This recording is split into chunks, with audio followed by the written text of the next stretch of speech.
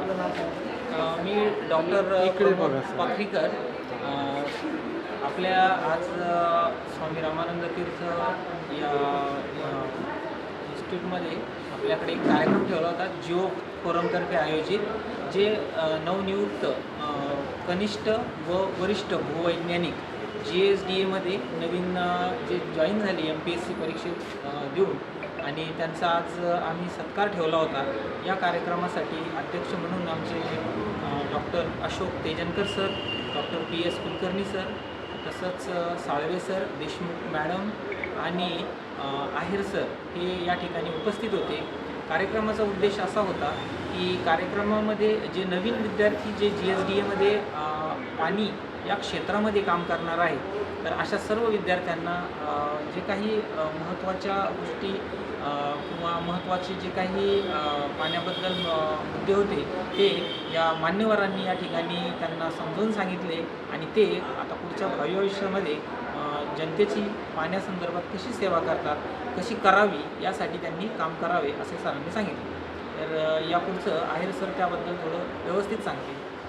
आहेर sir, काय आज कार्यक्रम सांगा सर.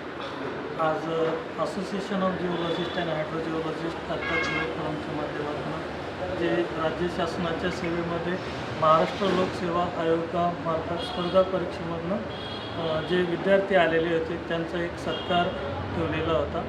मग हे सर्व विद्यार्थी भूगर्भशास्त्र विषयाचे होते आणि त्यांचं भूजल सर्वेक्षण आणि विकास यंत्रणा, तसेच भूविज्ञान आणि खनिकर्म संचालक येथे राजपत्रित अधिकारी पदावरती निवड झालेली होती.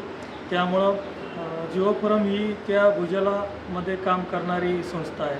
तर संस्थेने ठरवलं होतं की याचं आपण थोडं कौतुक करावं मुलांचं, म्हणून आपण कार्यक्रमाचं आयोजन केलं होतं.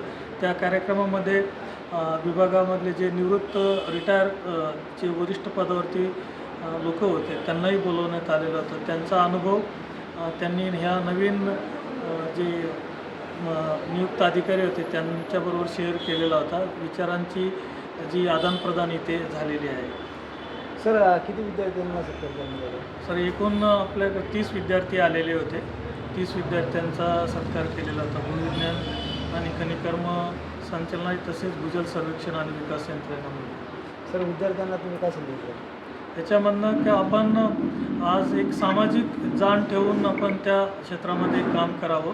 काम करताना शासकीय ज्या योजना आहेत त्या तळागाळातील लोकांपर्यंत कशा पोहोचतील याविषयी आपण जास्तीत जास्त काम करावं. आज 15 ऑगस्टने काय शुभेच्छा देणार देश? 15 ऑगस्टसाठी सर्वांना खूप खूप शुभेच्छा.